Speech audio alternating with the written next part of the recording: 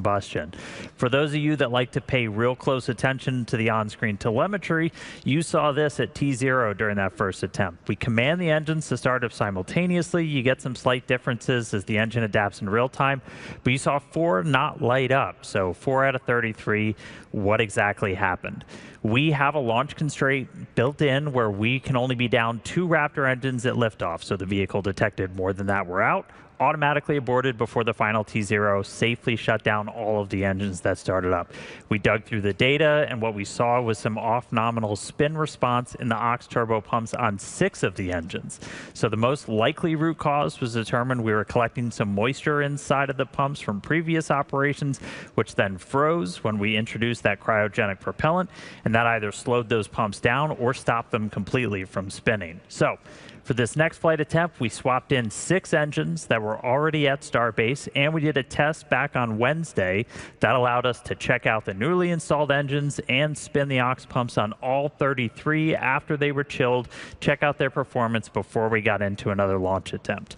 We pulled a bunch of those engines off, as we said. We tested one on a test stand up at McGregor, helped screen for any other issues that might be hiding, and that one was actually able to do a full booster ascent burn. So got us in a good position for today. Even though we didn't get off the pad last week, we learned about the engines, the prop systems, how they perform in the flight environment. Already going to drive some changes to make Starship more reliable. We also got a real-world test of an abort that's designed to take place at one of the most critical dynamic phases of flight. We safely shut down 29 running Raptor engines, safeguarded the vehicle and the pad.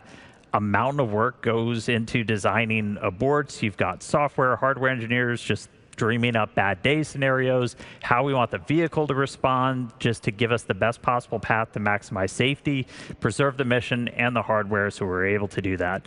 All right, that was then. This is now Flight 13's second attempt. So things are looking really good at the moment. Just behind me here is the Launch Control Center. Everybody's on console, looking at the systems on board the vehicle and on the pad as we count down to liftoff. Propellant load is underway. We slipped a little bit into our window as we waited for some last couple of things to settle out, and we are targeting a liftoff at 5:51 p.m. Central Time. Weather today, you can see we've got blue skies. We're going to do a little weather corner here for a second because we were originally attempting to fly yesterday, and we didn't because of, we said, weather. I want to be clear, the cause of not flying was visibility. It had nothing to do with launch weather constraints. One of the key goals of this flight is to get very clear imagery of the tiles on Starship as we're flying it at a higher dynamic pressure. You can't do that when you have clouds completely obscuring your view through all of those critical phases of ascent. We're actually capable and legally allowed to launch into lightning because we've done a ton of testing, unique testing, analysis, studying aircraft capabilities, and it's designed because that's ultimately the cadence we want to fly at, like an airplane. We're going to utilize that new capability carefully, but we're very aware if we want to fly Starship as often as you could fly an airplane, you're going to have to fly in weather that historically would keep rockets on the ground. So we're doing that analysis, we're doing that testing to prepare for the future. Aside from weather, we're watching the range, both in the Gulf right here off Starbase and in the Indian Ocean. That's currently green. And we are not tracking any vehicle or pad issues that will preclude a launch today. Speaking of the pad, that launch infrastructure, it's every bit as complicated as the rocket itself. It's designed to operate in some of the most extreme conditions on Earth. In case you missed it, we had some pretty cool insight into what it takes to launch the most powerful rocket on the planet in the second episode of our ongoing documentary, Starship.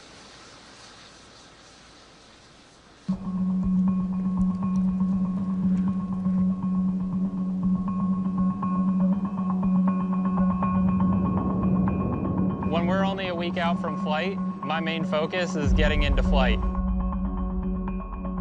The thing that separates us from a lot of other companies is that we test fast and we test often, and that includes launches. We want to make sure the vehicle's all ready to go. We want to make sure the ground's all ready to go, but we also don't want to be caught in analysis paralysis. Our main objective today is a 10-engine static fire. Aboard.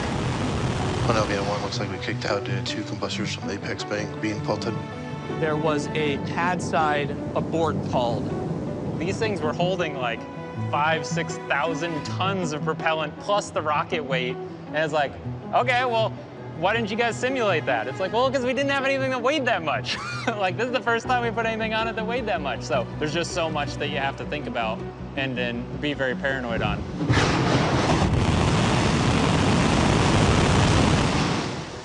We kicked out early, all teams, triage alerts, prepare for offloading. We actually had another pad abort on the diverter. Basically, right during engine firing, it was so much noise and vibration that it actually shook the sensors that are located out in this area enough that they aborted us out of the test. We went back, obviously, afterwards and looked at all the data and tried to come up with smarter ways to basically still protect the integrity of the diverter throughout the operation while changing our parameters so that we were making sure that we would not abort again. A flame diverter is like a super simple concept that is like not at all complicated in operation and is just absolutely murderous in the details. These are extremely sophisticated thermal load sensing devices. If they turn into melted metal slag, then you know that you got too much heat.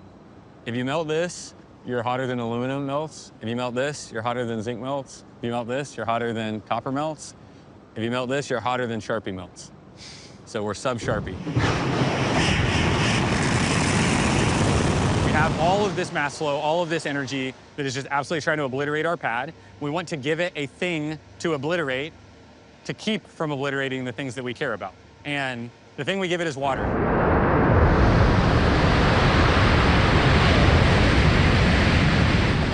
The amount of energy that water can absorb is like miraculous. And so if you can get high enough pressure water in the right places and just allow it to flash boil that water, then it solves a lot of the problems for you. Like the idea is that the steel never gets that hot, the structures never get that hot, because the water absorbs all that energy, turns to steam, and everything's okay.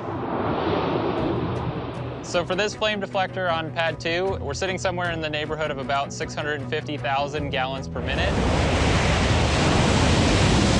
That's approximately in the range of about like one entire Olympic swimming pool being drained in the course of a minute. You're trying to look into this thing and you see how glowing hot it is. It's just, yeah, a pretty impossible environment to keep something happy in. But then you zoom in and the flame deflector's still there. So that's the reason we build those things.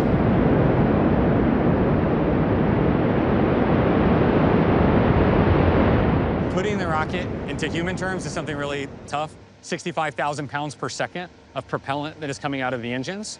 And again, just like 18 million pounds of thrust, like what does that number mean? I think of like 11 Ford F-150 trucks per second just zipping out of the bottom of the rocket. It's like imagine if you had the world's biggest machine gun, except for instead of shooting bullets, it was shooting pickup trucks, and it's just firing 11 pickup trucks per second out of the bottom of the rocket. It's like, do you think your stuff could survive that?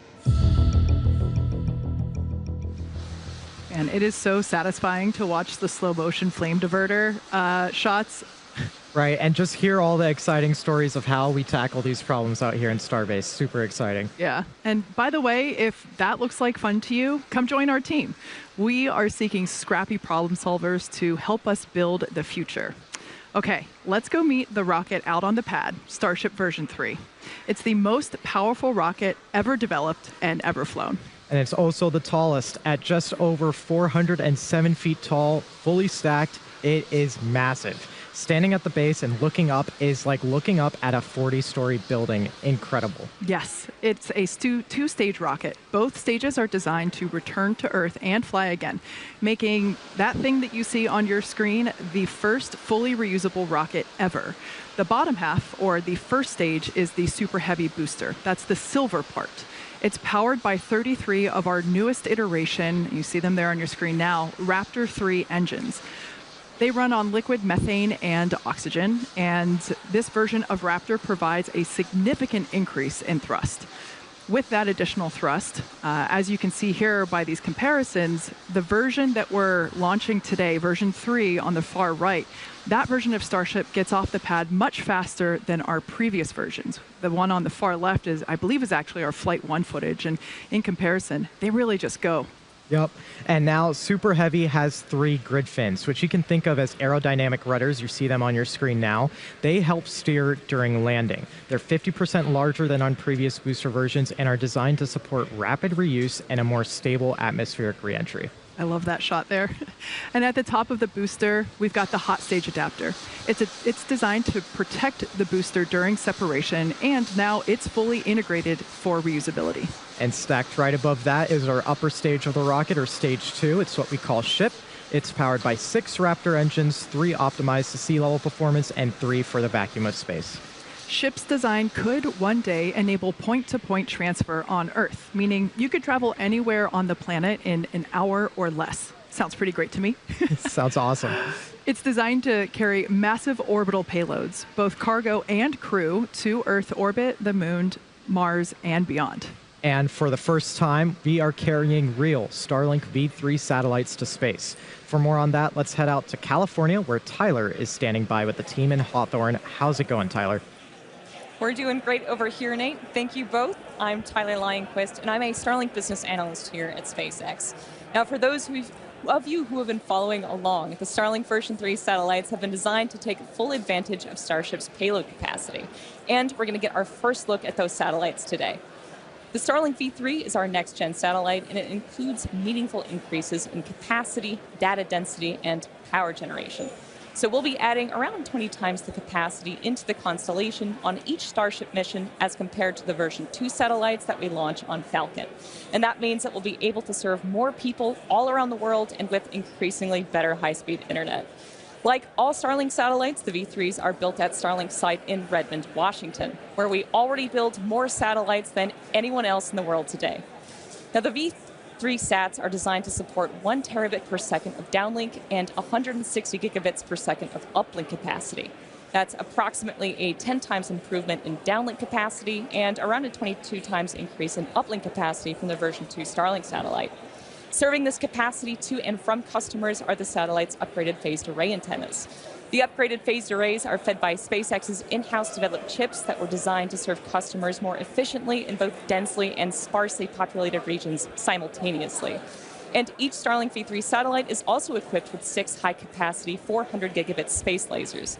Now, these 6 lasers will allow high-bandwidth traffic to flow uninterrupted between any 2 points in the world with redundant paths across a petabit laser mesh network. And if that wasn't enough, the V3s will carry 4 quad-band radio frequency backhaul antennas. And these will take advantage of the Ka, E, V, and W communication bands, allowing for an 8 times improvement in supported capacity compared to the V2 sats. And that's a lot of growth in capacity and capability. And as such, the new satellite design requires more power. So the solar arrays on V3 will generate approximately twice as much power as the current arrays that we fly on the V2 satellites. And they're also optimized to reduce drag in the lower orbital altitudes in which these new satellites will operate. But before we operationalize these satellites, we want to put them in a flight-like environment. These satellites were loaded into Starship last week ahead of that first attempt. And once deployed, the Starlink team will only have about 20 minutes of flight to speed run some of these tests before the sat's demise in the atmosphere. The team will attempt to run tests such as extending the new solar arrays and antennas, connecting with ground stations, and turning on the satellite's communication systems. And this is all part of SpaceX's iterative process to technology advancement. From the very beginning, Starlink was designed to scale rapidly and improve continuously. From production to launch and ground infrastructure, Starlink is uniquely positioned to keep pace with rising demand around the world. In fact, just last week, we rolled out the next generation Starlink kit, the V5, which is built for reliable, high-speed home internet.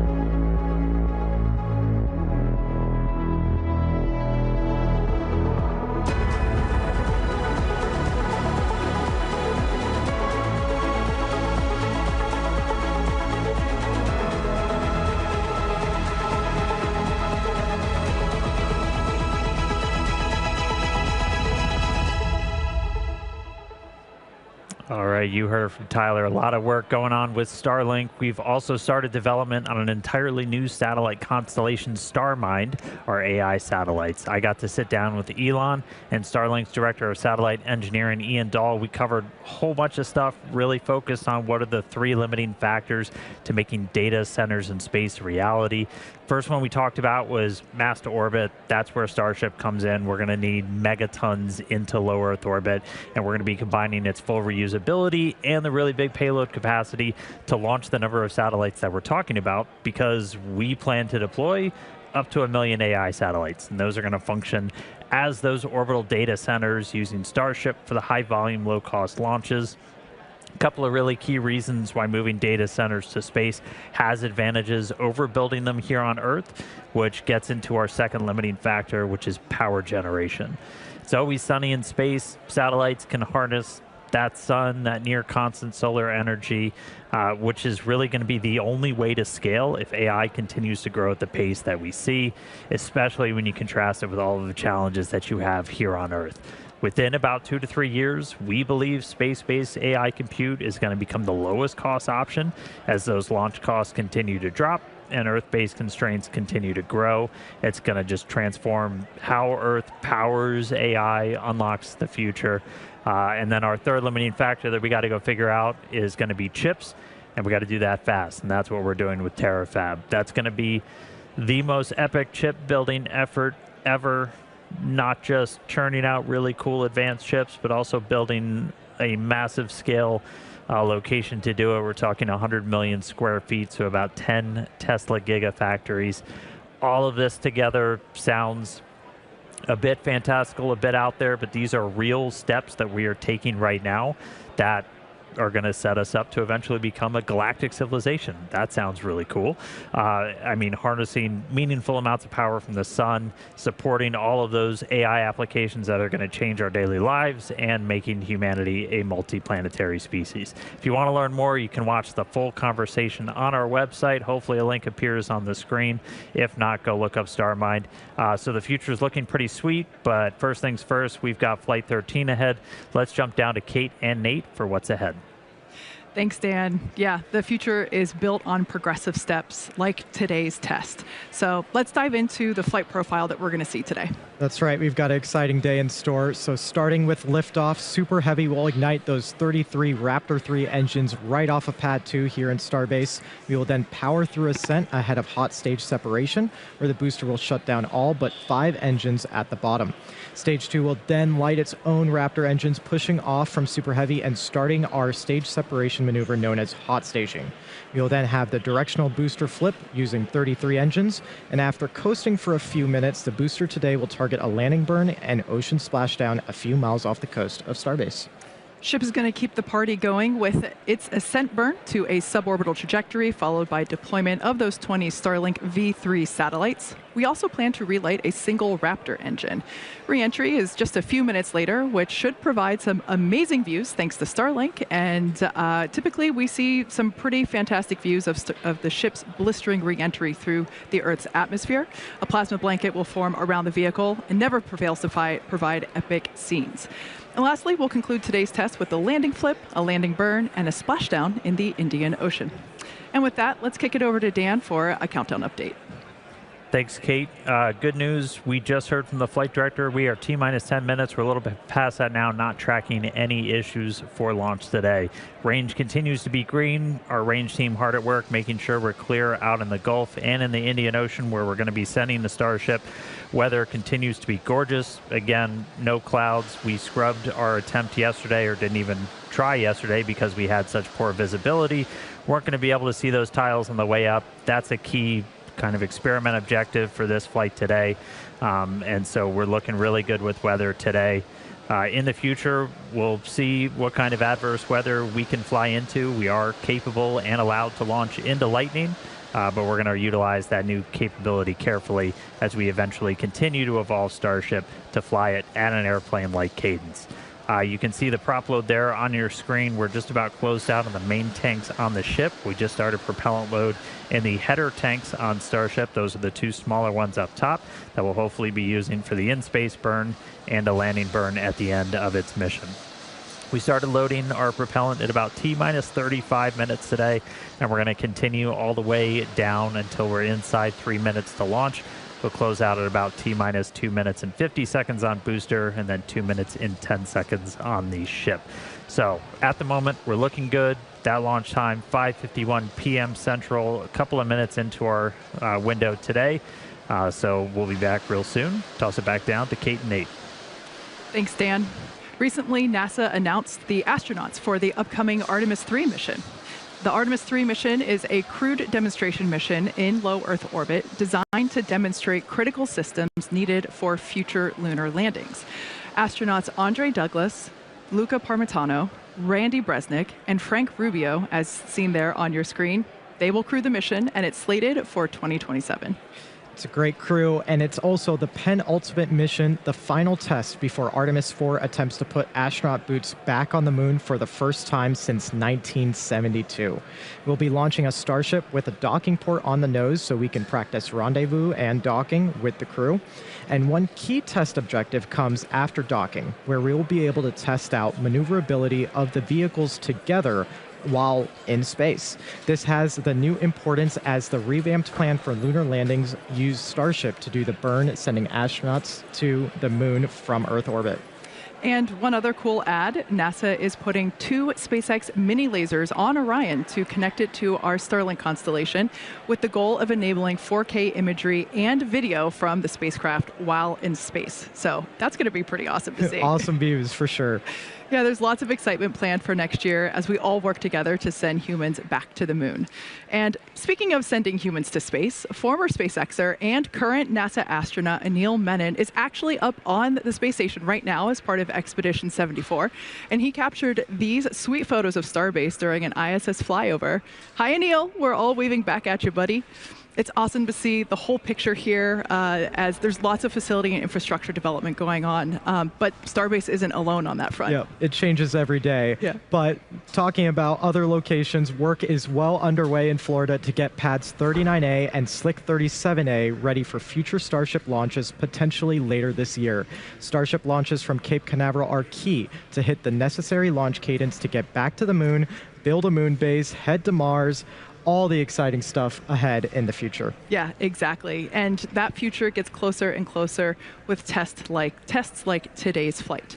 And with that, we are just under 6 minutes until launch. So that brings us to terminal count.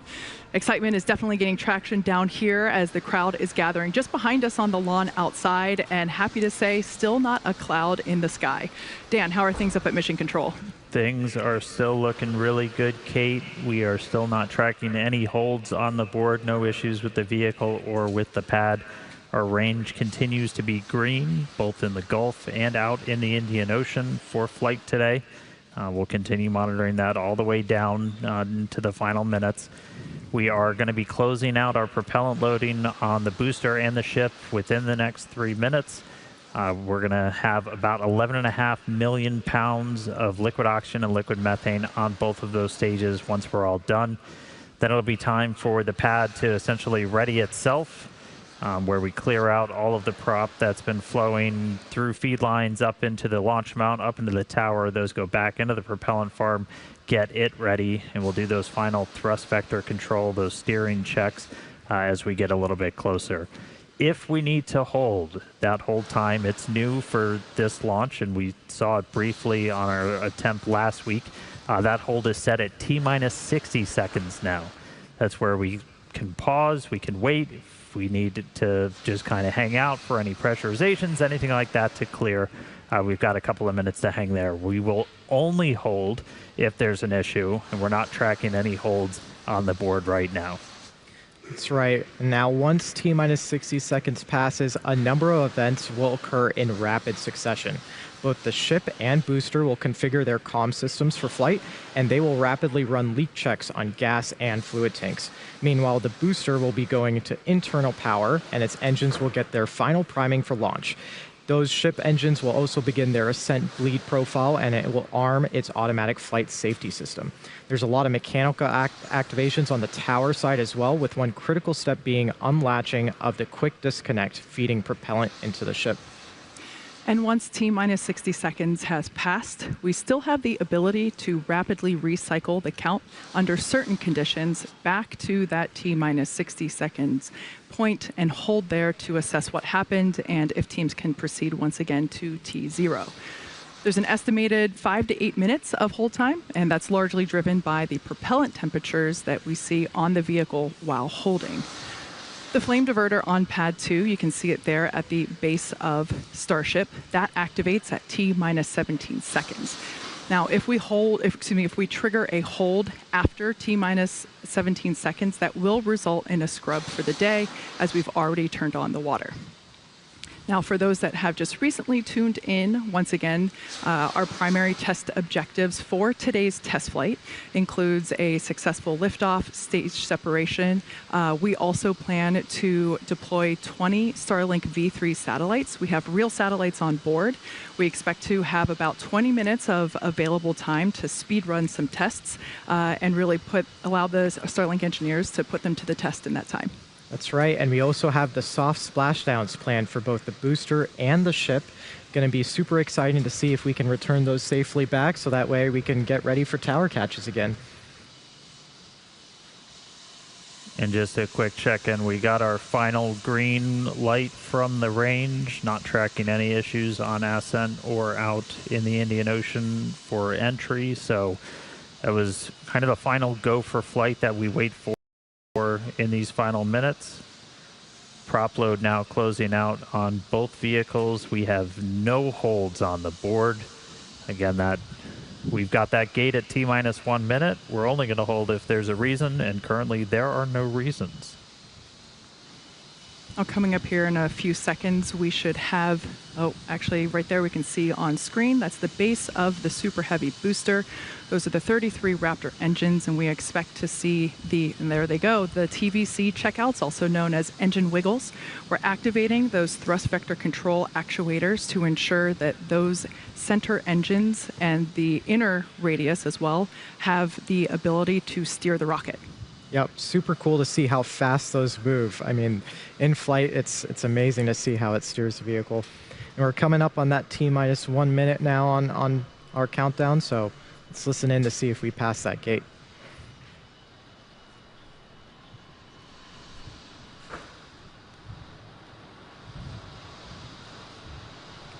All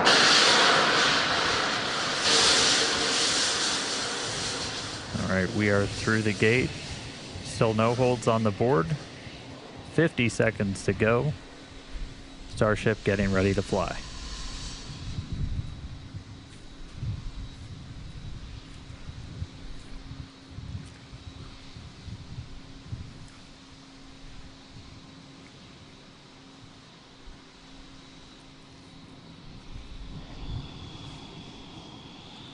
Flight tractors go for launch.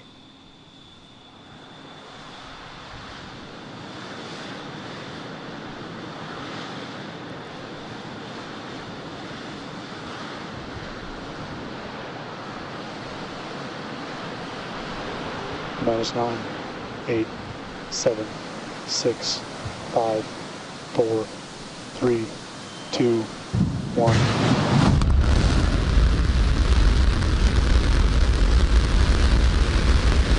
Lift off, Starship.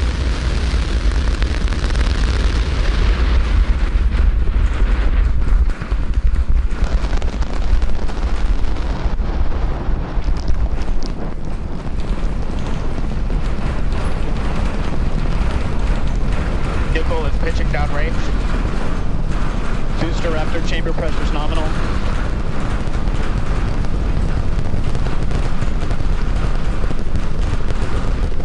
Seconds into flight, 33 out of 33 Raptor engines lit on the Super Heavy booster, arcing away from us here at Starbase.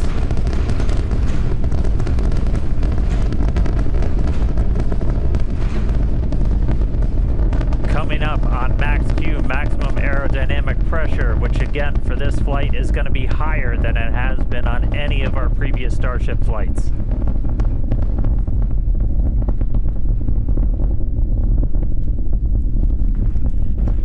So we're passing through that maximum aerodynamic pressure over a minute now into flight. Still seeing 33 out of 33 Raptor engines lit and burning. Our next major moment's going to be coming up in just a little over a minute from now, when we're going to get to hot staging. We're going to shut down all but 5 of those engines on the booster. It's our version of MECO. Most engines cut off. And then we're going to ignite the 6 engines on the ship while it is still attached, to do that separation. As a reminder, we try to do a directional flip, so when you watch on your screen, we're hopefully going to be sending that booster towards the bottom of the frame. For the booster itself, it's like doing a flip up. It'll go towards the bottom of your frame. We do that by lighting the engines in a slightly staggered sequence.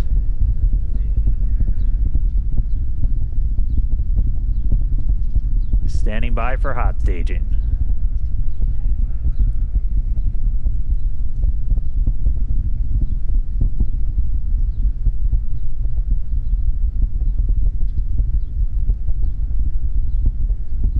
All but 5 engines down. Cutoff. Accept. 6 ignite. Backburn startup.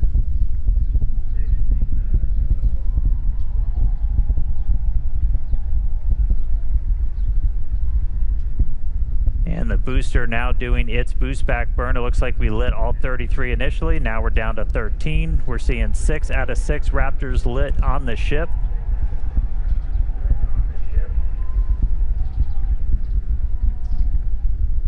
Backburn shut down.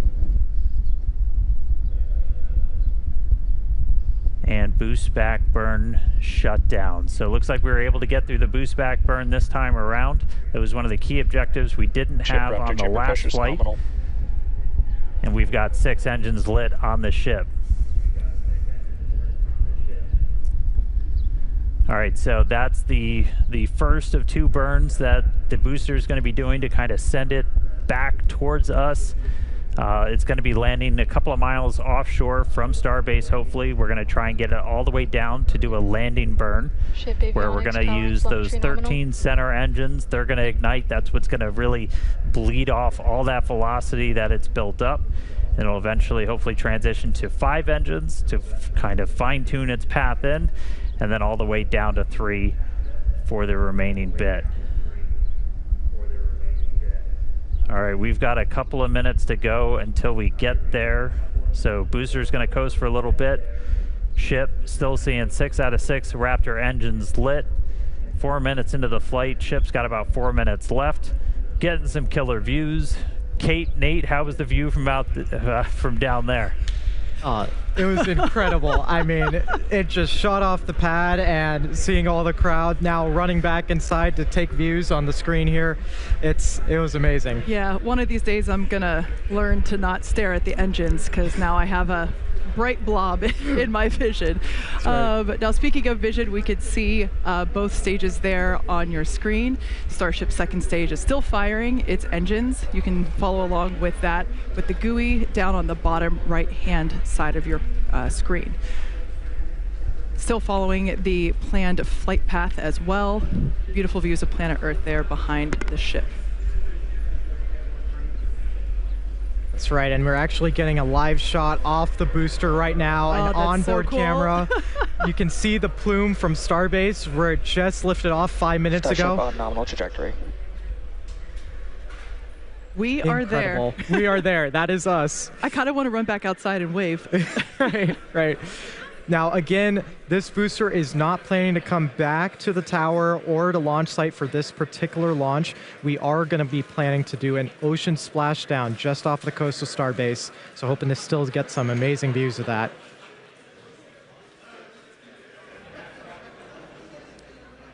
Pretty awesome to see the Raptor engines there on the left-hand side of your screen. We can actually see the plume there of those center Raptors. Those are the sea level ones, as well as the vacuum Raptors are the 3 on the larger ones on the outer radius.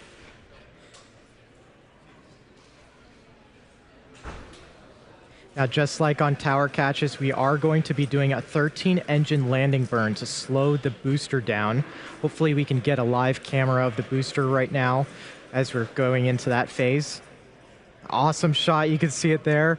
So right now the booster is using their 3 hypersonic grid fins to guide itself through the atmosphere toward its landing site. You can see we're only 5 kilometers above the sea right here. Startup. Just heard the call out for landing burn startup for the booster.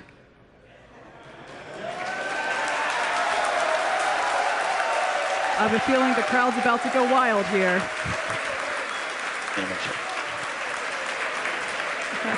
And another awesome landing for Super Heavy. Congratulations to all the teams here at Starbase and at our SpaceX team.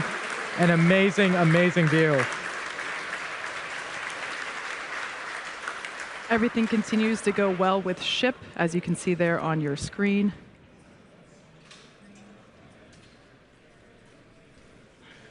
Yeah, we've got about a minute left with the ship engines on. Just looking at the booster real quick, it didn't look like we lit all 13 engines that we were planning for that initial landing burn. We were targeting a softer splashdown, and as you saw, it came in with quite a bit of velocity still. So landing velocity did look a little bit high, but really cool to make it all the way back this time to that landing burn. We'll dig in, figure out how to turn on all those engines, and then get to a full landing soon. But all eyes on ship.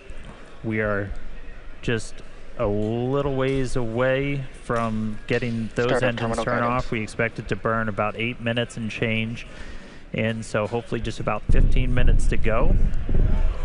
Sounds like we just got the sonic boom Yeah, here we sure at did. Starbase That was awesome. from the booster splashdown.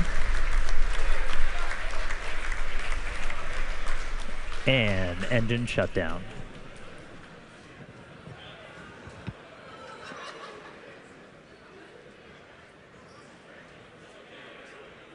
All right, Starship 6 Raptor engines have successfully shut down.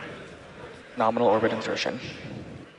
And there's our call out for nominal orbit insertion. So we got a ship in space. We've got a booster in the Gulf where we were planning to send it. It's a hell of a start to the day, Kate.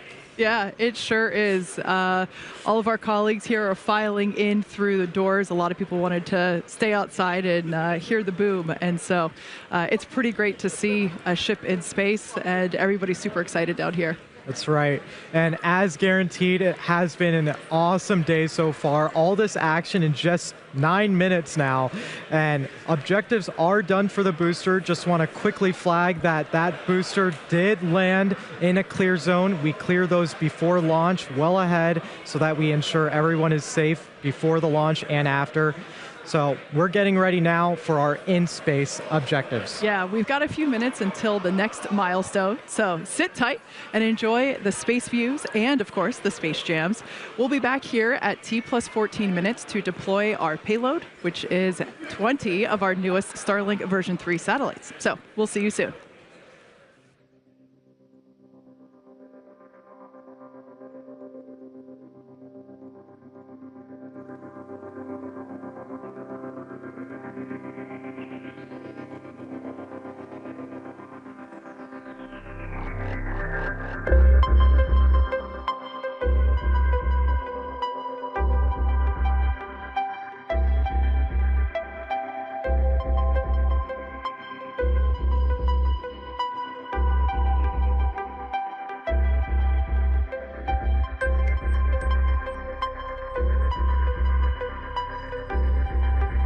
Ship FTS is saved.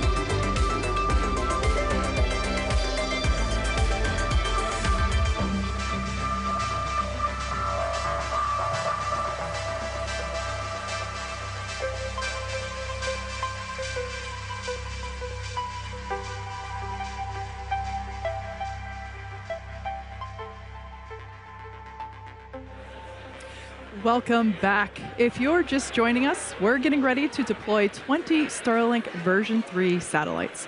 That will get underway after we open the payload door in just about a minute. Now, for those of you that perhaps missed the previous 14 minutes, this is the second flight of Starship version 3. This is flight 13. It lifted off. It had a beautiful ascent as well as a ship ignition and stage separation. It was literally picture perfect from here at Starbase. Picture perfect, and then we continued with that booster hot stage separation. Amazing to see some live replays of that. And of course, the booster performing its own boost back and landing. Yeah, ship continued for about 8 minutes with all 6 of its engines and made it to second engine cutoff, where we heard good orbital insertion, and we've been coasting in space for the last few minutes. Now we're getting ready to deploy our very first real Starlink version 3 satellites. The door will be opening here in just about 6 seconds from now. Now, we won't have the same views as we did on Flight 12 of our payload. We don't have those cameras on board these Starship version 3s. That was a Dodger Dog exclusive, but we will be able to see them deploy from the ship.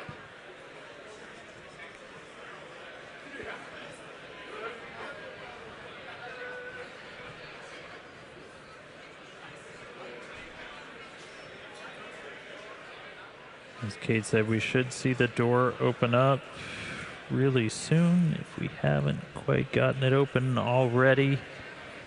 We've got 20 of these Starlink V3 satellites. Looks like the PEZ door is open.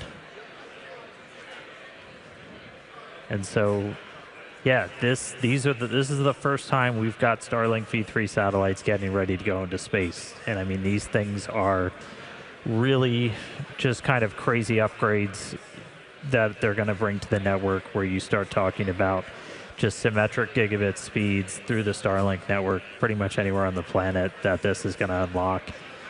So really exciting. These satellites are only going to be in space for about 20 minutes.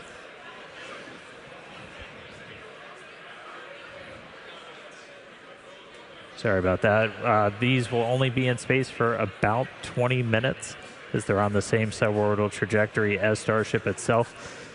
This is essentially just giving us a chance to try and run as many tests as possible, deploy the solar arrays, antennas, whatever we can on these vehicles.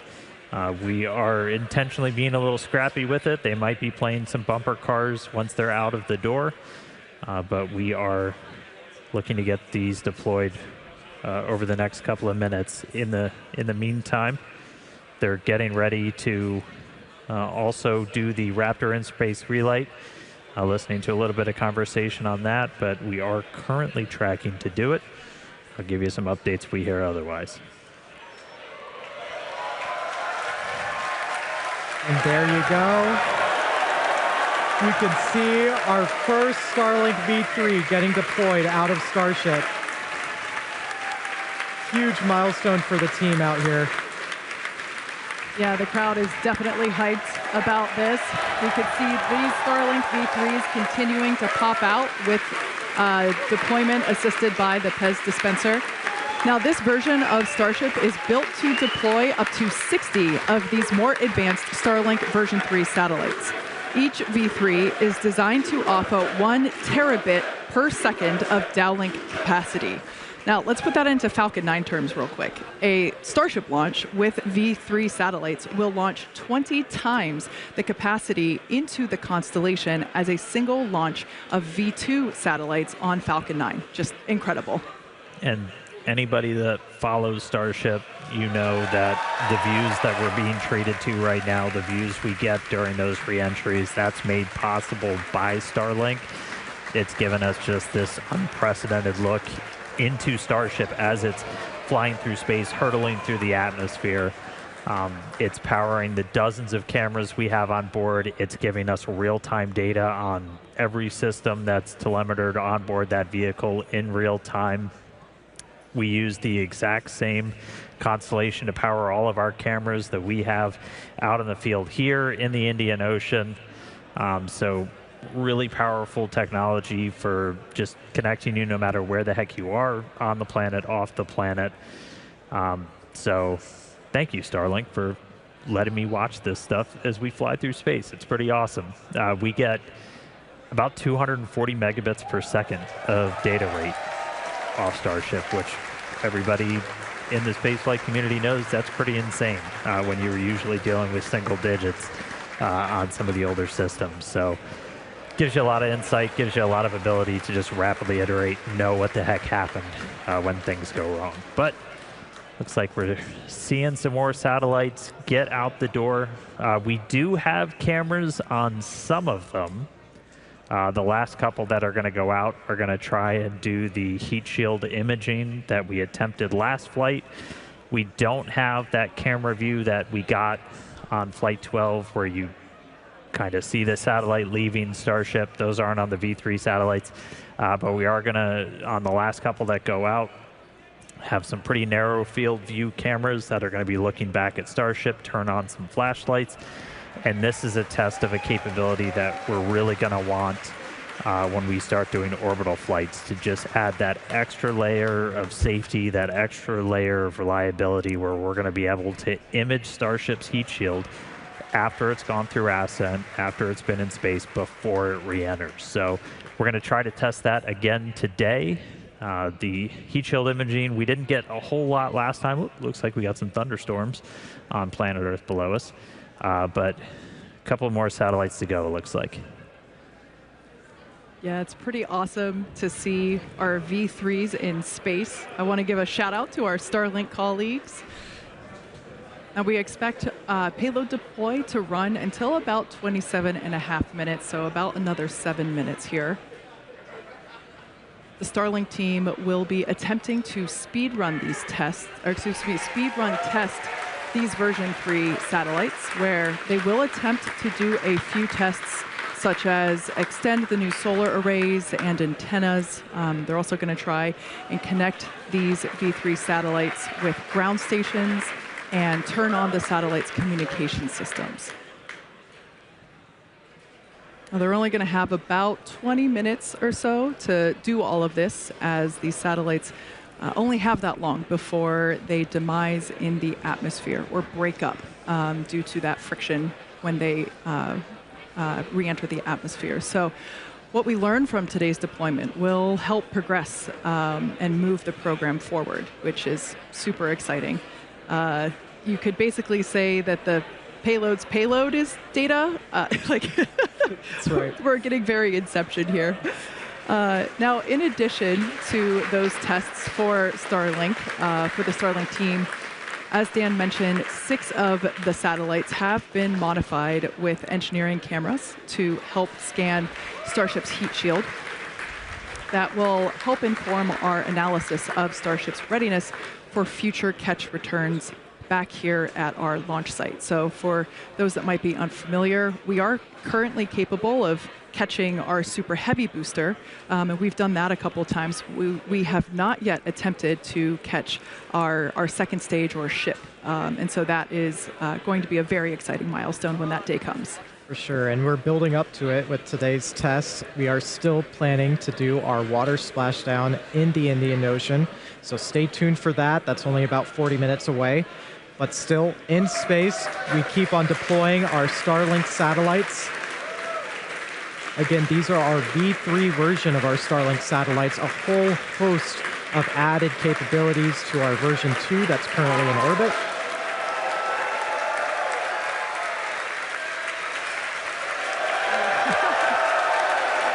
And this is our team here at Starbase, Texas. These are all of the team members that have helped build the vehicle, that have built the Pez dispenser, and got it ready to fly today. Amazing work. Now, for those of you that have just recently tuned in, there is a spaceship in your screen, we promise. Right now, the ship is in orbital darkness, so we don't have any available sunlight from the sun to help illuminate the scene. But what you can see moving out from that smally lit space, those are the V3 satellites as they are being deployed. And essentially, the ship is illuminated from the inside, and so we're able to see the light come out through the payload door. Right. Just a really small sliver of light at the top. That's our Pez dispenser. That's how we're both loading our satellites into the rocket and deploying it. It's pretty novel. We've got about 3.5 minutes still left of our payload deploy sequence. Yep, looks like we've got 16 satellites deployed, so 4 more to go. These last couple will have those cameras, so if you see any sudden bright lights, that'll be flashlights turning on those satellites to try and get some imagery of Starship's heat shield. 17 out the door. 3 more to go, and 18.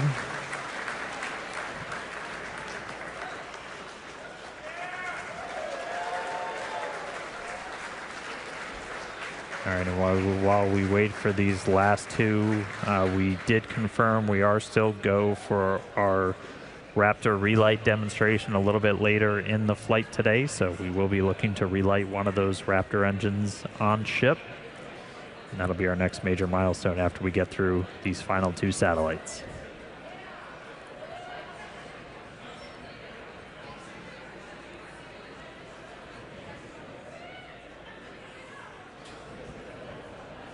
Just at 25 minutes into our flight, it's crazy to think that we're already screaming at 27,000 kilometers an hour, 200 kilometers above the ocean surface. Amazing. Yeah.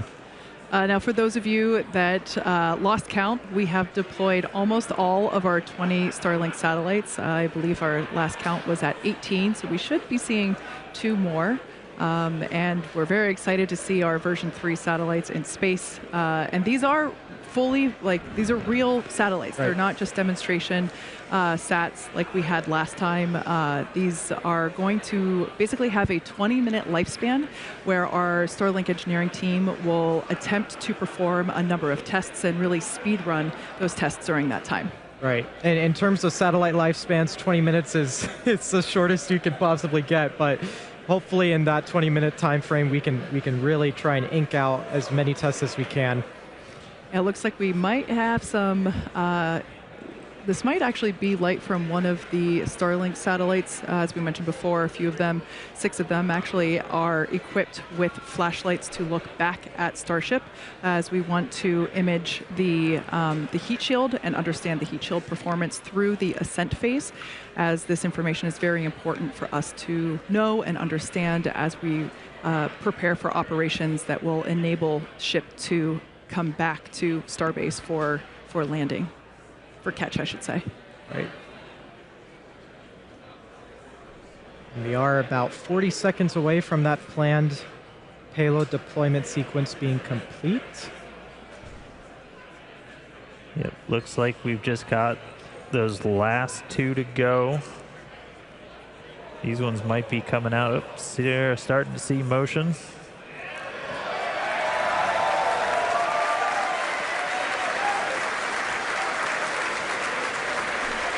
19 out the door, 1 more.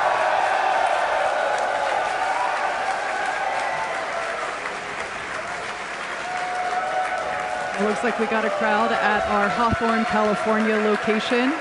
Some colleagues gathering outside of Mission Control there as well. That marks, if I'm not mistaken, our 20th. So our payload deploy sequence is now complete. Starship will now close its payload bay door and continue to coast around Earth to the Indian Ocean. Still a lot of major events to come today, including our Raptor relight burn at T plus 38 minutes, 58 seconds, followed by atmospheric re-entry, where the heat shield will be put to test, and eventually our splashdown. So with that, we're gonna go ahead and go on to another quick coast. Yeah, so sit tight, enjoy the views, and of course some more space jams, and we will come back here at T plus 37 minutes for our Raptor engine relight and of course Starship re-entry.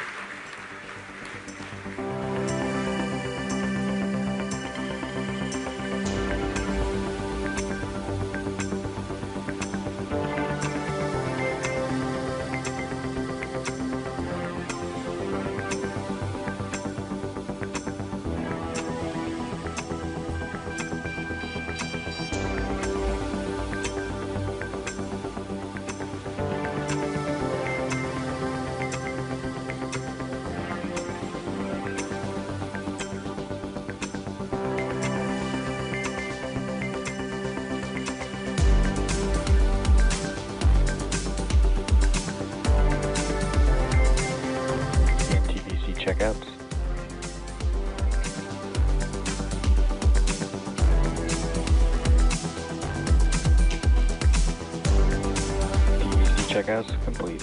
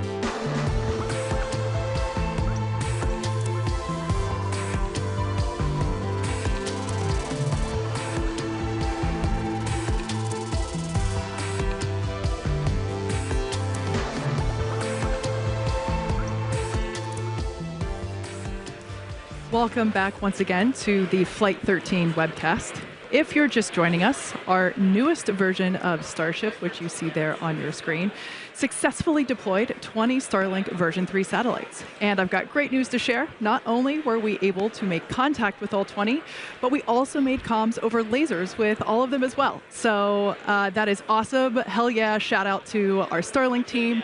We're so thrilled. Huge milestone. And that's only 3 minutes or 5 minutes after deploying them? I mean, Yeah. That's crazy. Amazing. And right now, we are expecting a relight of a single Raptor engine, and that's going to be coming up in just over a minute and a half from now. That's right. We are going to be lighting one of our sea-level Raptor engines, and this is essentially just a demonstration that you can relight an engine after it's already done its ascent burn. And this is going to be really important when we do maneuvers for orbital missions, whether we're relighting to go into orbit, or if you're already in orbit and you're getting ready to do a deorbit burn.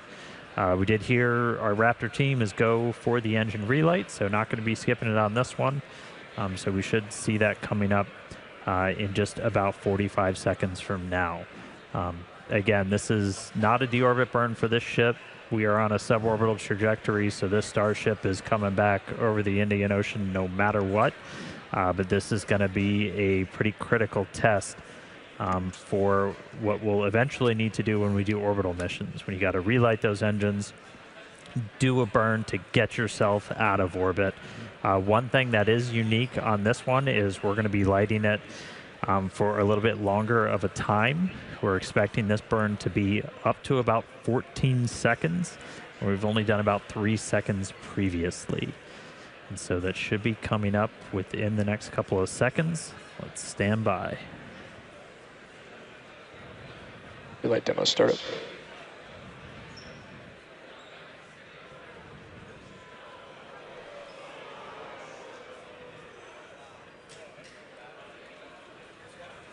You see relight there on your screen. Wow. And confirmation over the net. Relight shutdown. The burn has ended. Congrats to the team on this milestone. I mean, it's crazy to see how we can maneuver in space, and just another icing on the cake for today's mission. So we're going to be taking another quick break. We'll be back in a couple of minutes before re-entry, which is targeted for about T plus 47 minutes. So we'll see you soon.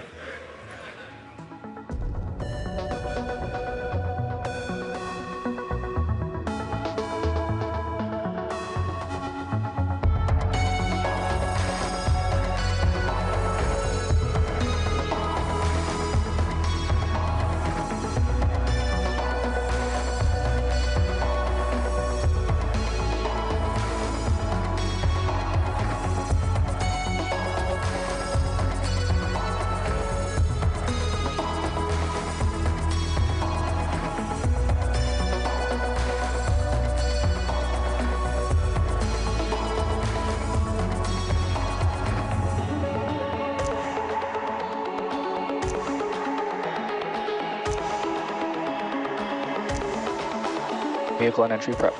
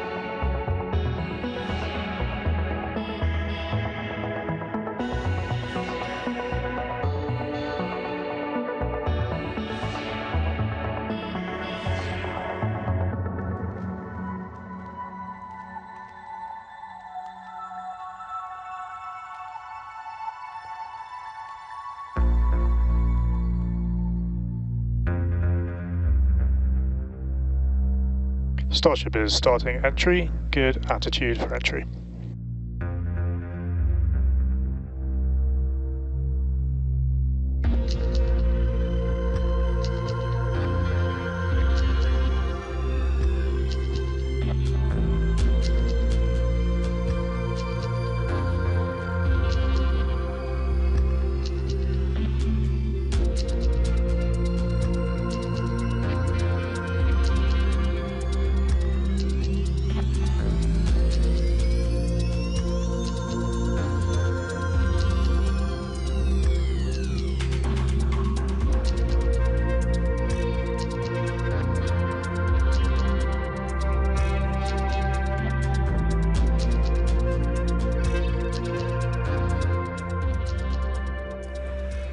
Welcome back once again to Starship Flight 13, the second test flight of Starship version 3. As you can see by these pretty cool views on your screen, the ship is currently re-entering the Earth's atmosphere. Now, we probably have some first-time viewers tuning in today, so let's talk about this phase. Right, so re-entry, it's a critical phase of flight, and we need information on how the ship's systems perform. So re-entry, you can see that speed in the bottom left-hand corner of your screen. We have to scrub all of that speed down so that way we can safely land. It's a lot of energy to be able to scrub down, and it's all the energy that we just used to launch the rocket as well.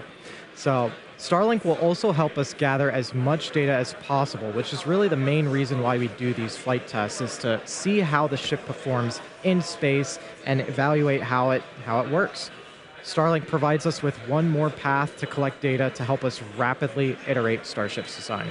Yeah, exactly. And if the ship manages to again make it all the way through re-entry, we'll collect valuable data on the spacecraft flying through the Earth's atmosphere, and it's doing so at hypersonic speeds, or more than 5 times the speed of sound.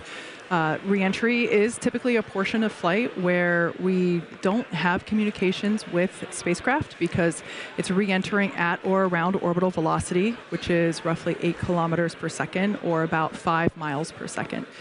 So at those speeds, the spacecraft is moving through the atmosphere so fast that it creates a plasma field around the vehicle.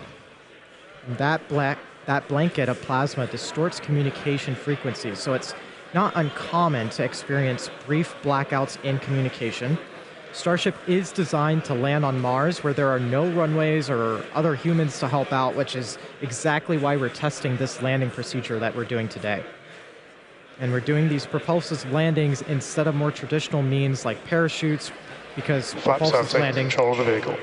You heard that call out, flaps do have control of the vehicle. You can actually see one view, your screen moving around. That's actually a camera affixed to the flap. So as I was saying, we're testing these, doing these landings instead of more traditional means, so that way propulsive landing, we can enable more rapid reusability. Yeah. Now, we did just hear that call out. We should continue to hear some call outs as the ship makes its way back to Earth. Now, when we hear something called entry max heating, as well as entry max Q, that means that the ship has made it through the maximum heating and aerodynamic loads that it experiences as it returns. So, safe to say that if it makes it through those specific points, we're doing pretty well.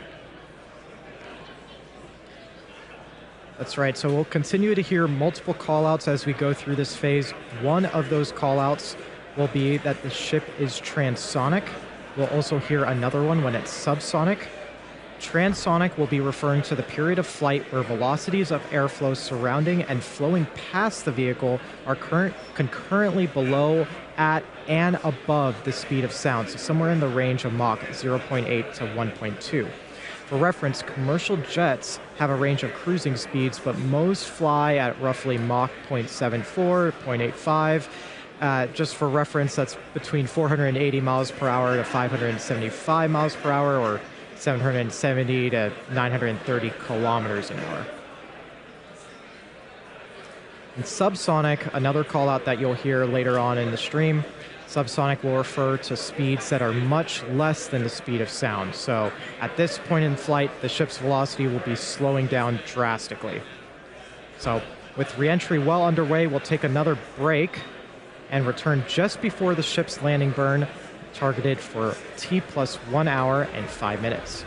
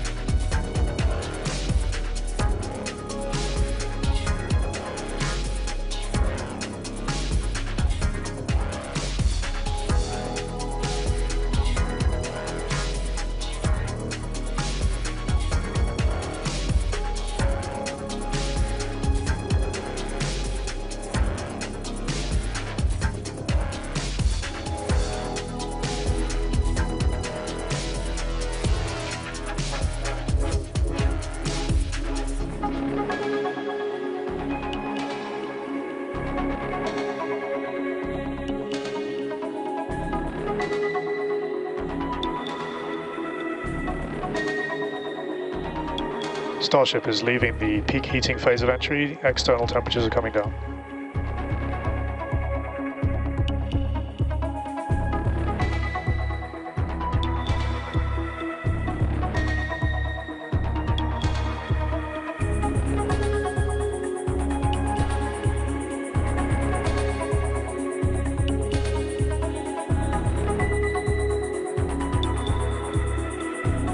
Starship is at maximum entry dynamic pressure.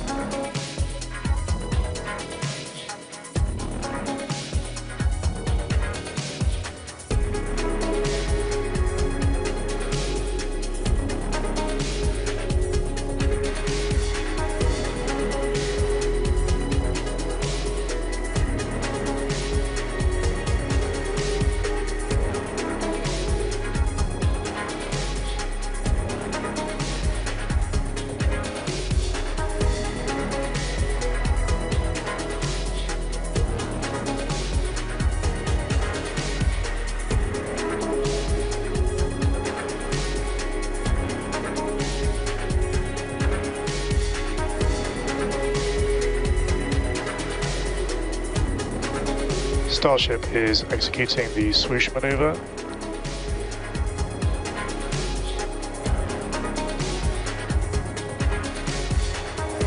Dynamic pressure is coming down.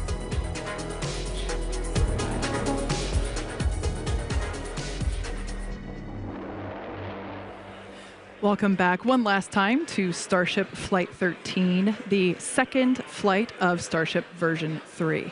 As you can see on your screen with crisp views from Starlink, the ship is currently re-entering the Earth's atmosphere over the Indian Ocean. And really for the last several minutes, we had some amazing Technicolor views. It really looked like it was made out of starlight. Now, we did hear on the nets just moments ago that we made it through max heating and max dynamic pressure, meaning that the vehicle temperature and speeds and pressure are all coming down, and we can see that in the bottom left-hand corner of your screen as that speed continues to decelerate.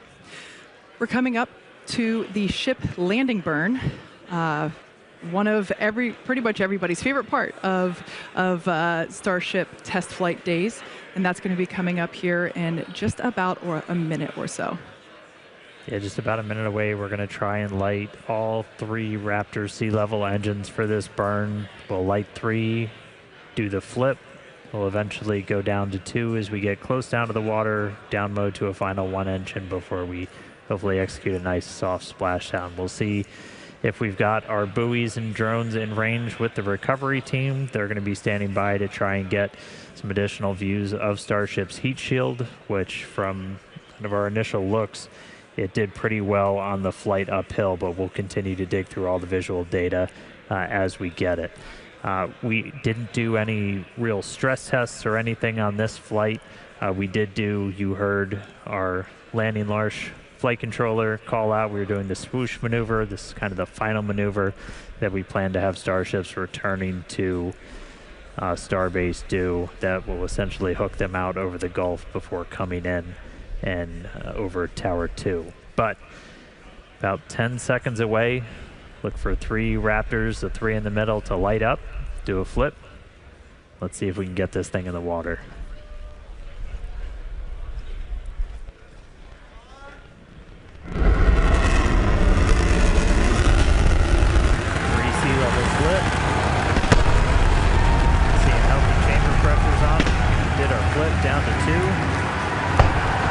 Starship descending into the Indian Ocean, down to 1. And we're in the water. And it's a soft splashdown in the water.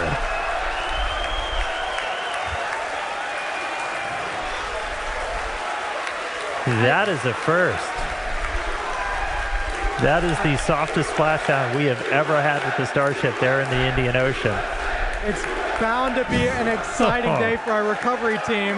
I mean, that huge milestone to even get to soft splashdown, much less have the vehicle stay afloat.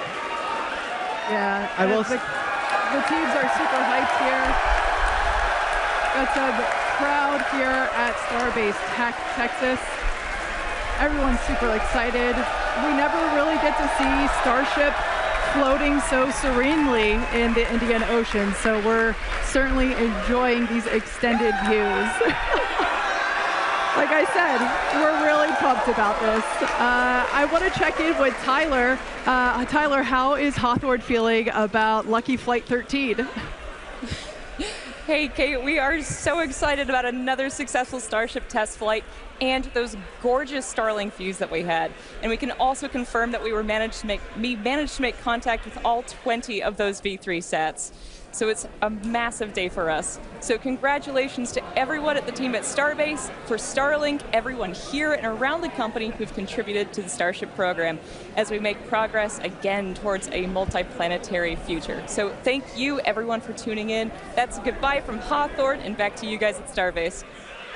Thanks so much, Tyler. Now, for anyone who perhaps missed the action, I suggest that you rewind the clock. Wow, look at that view of the Starship heat shield tiles. You can really see how the atmospheric re-entry, how it disperses the heat around the edge of the vehicle. I don't think we've seen quite that close before. Never. And honestly, however short-lived that ship standing, bobbing in the water is, that is insane data for our team. It's unbelievable that we were able to keep that ship afloat. Now, we promised maximum excitement, and Starship V3 delivered. Congratulations to all of our teammates at SpaceX and to everyone who supported the Starship program. And thank you to all of our future customers for your support. Yeah, as you could tell, the crowd really enjoyed that Nemo cam for a moment. We'd also like to thank the fine people of Cameron County, as well as the Coast Guard, the Federal Aviation Administration, and the Government of Mexico. The amazing views do not end, so be sure to follow SpaceX on X for updates and more of these exciting shots that we didn't get to feature on today's broadcast. And to get an inside real-time look at the teams bringing this incredible rocket to life, check out the latest episode of our documentary series, Starship. And of course, thanks to all of you for tuning in.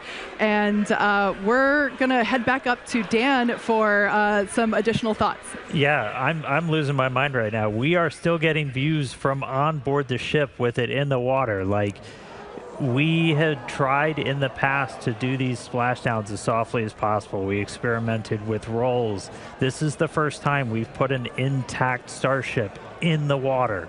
This is a dream scenario for the team that's trying to get this heat shield data. Normally you're working with a slightly charred Starship in the water, and now we have one intact. So the recovery team is moving in with their drones, and we are still getting views from Starship. It is sending these via Starlink from the other side of the world while it is floating in the water after flying through space. Like, this is just completely surreal right now.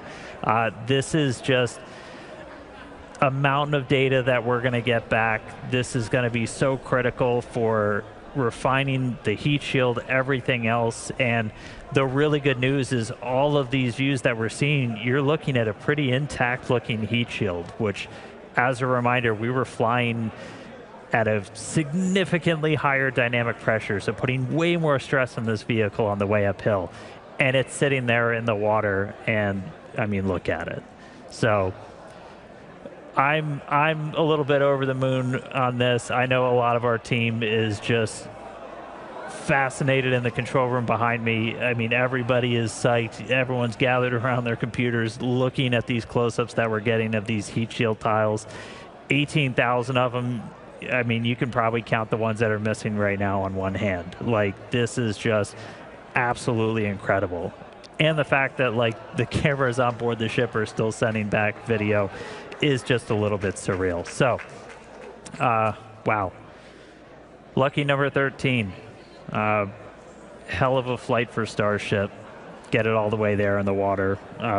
Really great day for version 3. So, whew. All right.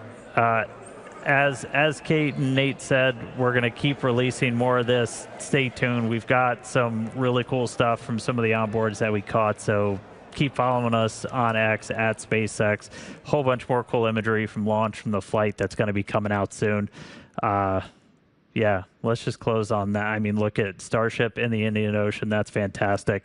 We'll see you all back here for the next flight test of Starship version 3. With that, we'll say goodbye.